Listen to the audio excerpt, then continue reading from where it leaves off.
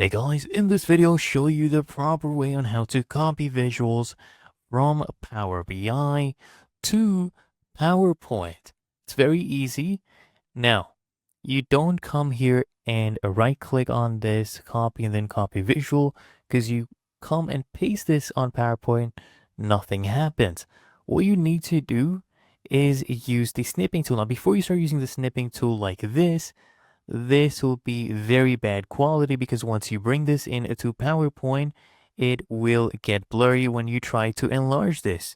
Okay, so the best way to do this is actually coming back to Power BI, and don't just come here and drag this out. That will also mess with the aspect ratios.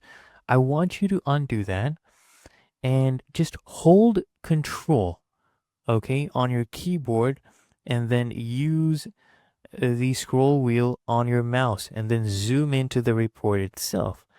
Now that we're zoomed in, as you can see, we have the visualization here, and I'll just take my snipping tool and snip this area for that visualization.